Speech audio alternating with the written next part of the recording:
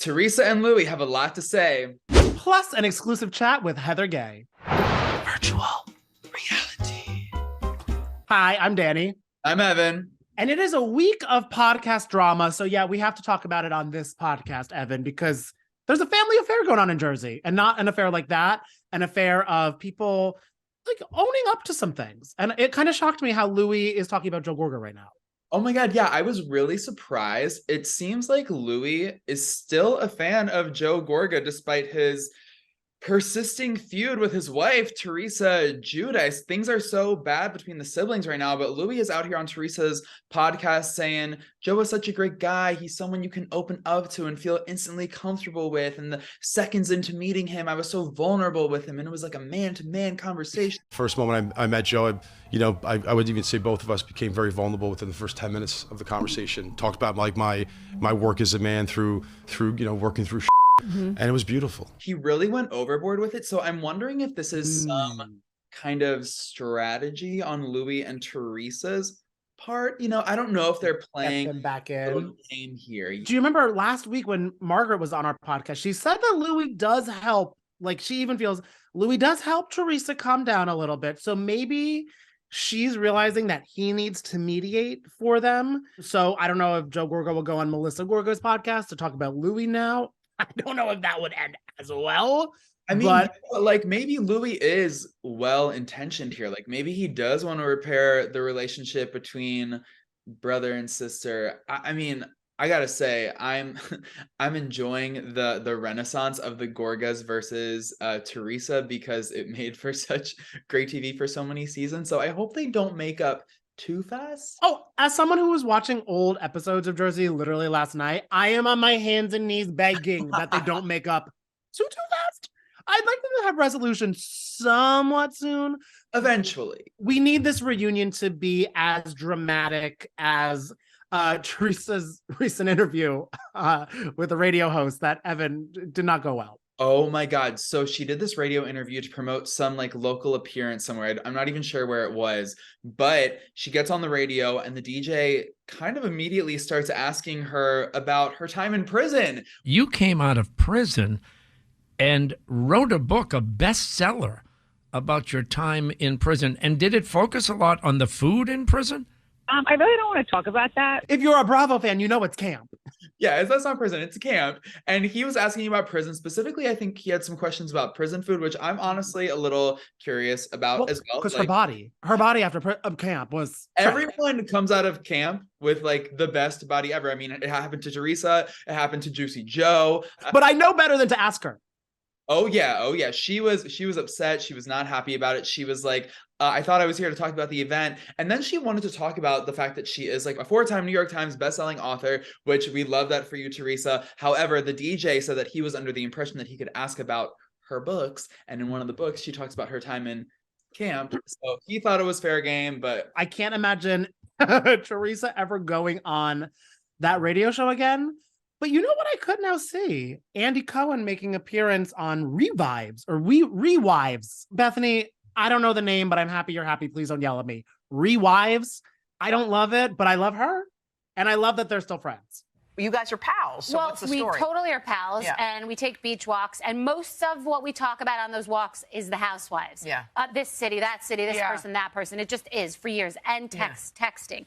So Rewives, I texted him when it was coming out, and he said, oh, fun. He said, I'm glad to see you embracing the Housewives. I love the fact that Bethenny and Andy are still rocking, even though she kind of has owned the fact that she does trash the Housewives. She's like, I do that, and y'all are right. I'm here to trash the Housewives. So whatever you want to say, Luann, it's fine, because she's owning it, Lisa Rinna style, and Andy is like not mad about it. Do you know what? I bet you that Bethenny says things about the Housewives that Andy wishes he could say. He knows that if he said them, he would be getting the texts and the calls and the drama. So maybe he like vicariously lives through Bethenny and this Rewives podcast. I mean, I'm also kind of jealous of this. She says that her and Andy like do long walks on the beach talking about Housewives. All I want to do is have a house in the Hamptons and walk on a beach with rich 50-year-olds and talk about Housewives. So like, I don't know how I get to there. That is dreams. Yeah, we need Bethenny and Andy to do a podcast about that, like how to achieve that life. But until then, I mean, I don't know if we'll hang out with Andy and Bethenny anytime soon, but Heather Gay, I think, is always down to party with us. Evan, we need to book a flight to Salt Lake City because she is truly the definition of high energy and a good time gal. Yeah, you just hung out with her in New York City. I was so jealous that I wasn't there. And y'all chatted about everything. Everything from San Diego to the champagne in the hair from last night's episode. We really get into it. It is 'tising the season to be gay. And I mean Heather Gay. Making the Yuletide gay. When you were going on this San Diego trip, you almost said you felt like you didn't want to go. Yeah. Now in hindsight, are we happy that we went? No. I should have trusted my instincts. I knew I wasn't wanted. I didn't want to go, and I went anyway. That made me so sad when you were like, nobody wants me on this trip. This trip, I feel like nobody actually wants me there. I am done. I've done my job today, and my thanks. Did you really feel like... Yeah, 100% nobody wanted me on that trip. Not even one of the Angies? Unless they wanted me as a punching bag. I don't know. Well, I mean, we'll get to that. No pun intended. No teaser intended. Because, I mean, this trip is getting a little crazy. Yeah, it is. Why don't you say it then? Because you really up the room situation. Are you serious, Jen? Yeah, I'm serious. What we're living in that champagne throw moment, I thought it was kind of a fun time. Yeah, it was. I mean, I didn't like openly raise my hand that I thought she was being a fun bitch, like we were saying, but it was just really kind of. It needed to happen to break the mood, Because it did kind of read to me that Angie was like, I'm taking over this house type of situation. So kind of to break that tension. Yes, okay. That's exactly what was happening. It was Jen's big trip. Yeah. We were trying to celebrate, and then it just was like, Angie climbed over her, stepped on her hands, and got to the top, And my whole thing too, I mean, I love a bath. I don't know if I want a bathtub like just in the middle of a room. Was there any because I saw the teaser for the following weeks. I was gonna say, was there any resolution for you and the ladies? But it seems like they're still coming at you hot. Yeah, I'm still under fire, and I don't know how long that's gonna last. I'm not sure when it ends, if it ever ends. I might still be under fire now. Stay tuned for reunion. Well, I mean, I saw your guys' panel at BravoCon, and it felt like a reunion. Mm-hmm. It did. Have you all been in a room together since BravoCon? No. Okay. Have you been in a room with any of them since BravoCon? Yes, absolutely. Yes. Was Whitney one of them? No. Okay. Have we talked to Whitney at all? No. Have you liked an Instagram post of Whitney's at all? Okay. Do you still? I'm kind of on a social media, like trying to just not screw anything up by liking or not liking or following, unfollowing. I'm under fire. And so what do you do when you're under fire? You lay in bed, you put the pillow over your head, and you hope it passes quickly. And that's the zone I'm in right now. Because it is kind of crazy watching, because I feel like you always bring just like a light to the show. And I'm like, wait, how is everyone mad at Heather? I was like, that's what I keep saying. How is everyone mad at me? Like, I'm just trying to just do my very best, and that's not good enough. I'm screwing up right and left. And I feel like that has to take you to a breaking point. Do you reach a breaking point this season where you're like, I don't know what to do anymore? I think that you see me reaching my breaking point a lot of times, especially in my conversations with Whitney. I'm like, I'm not a physical fighter. I mean, I'd love to be one someday, but I have not trained for that. And I think you can see someone that's just been pushed beyond her limit, and I'm just like saying, I've got to shut down. Like, I can't take it anymore, Would you say, like, would you rather get lunch with right now, though, Whitney or Lisa? Well, I'd rather get lunch with Whitney because I have so many things I want to ask her. Like, what am I doing that makes you hate me so much? And it breaks my heart because you guys it gives me, I don't know how familiar, like, it reminds me kind of Carol and Bethenny, where I'm like, this friendship, I just need to get back together. I know, and I don't want to take a phone in Carol's face like Bethenny did to Whitney and go, booyah! Like, I don't want that to be me at reunion. But do you have the receipts ready just in case? But I do have those receipts just in case. I don't ask for much. I just ask for a few simple barriers to, And so my life. what we're seeing for next episode is this dinner where I think everyone is yelling at you. Is that correct? Yes, that sounds about that. Yes, that's what's happening. Did we get past appetizers for that or no? Yeah, that dinner was like 10 hours long. Okay. So we ate a lot at that dinner over and over again. And is this the dinner where after we meet a new character, the friend of your black eye? Well, the black eye has become its own character on this show. And I'm not sure when that appears, but I think it's either in this next episode or the episode after.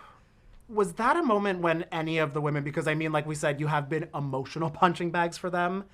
Did any of the, like, Lisa, Whitney, were any of them like, okay, let me check on you? Did they show you any compassion with that? Well, everyone was concerned. Everyone was worried that they were next. So I think everyone, you know, when a black guy shows up in the group, you start asking questions. But I spent the day after the black guy with Lisa. Okay. Which was great, yeah. These Angies are adding some fuel. Yeah, to the your Angies, fires. man. Bookends. They right? really, I'm like, oh, and they have their each kind of like wheelhouses of drama. Mm-hmm. And I mean, the claim about the unpaid birthday bash. Did you know about that? I lived it. I was there. Okay. Yeah. Yeah, you lived it. When yeah. the invoice was presented, yes. Okay. Yeah. That kind of read me as a little, because I thought if you're throwing a party for someone, I agreed with Jen where it's like Yeah. that's the part. I'm like, you're not Venmoing for that. No.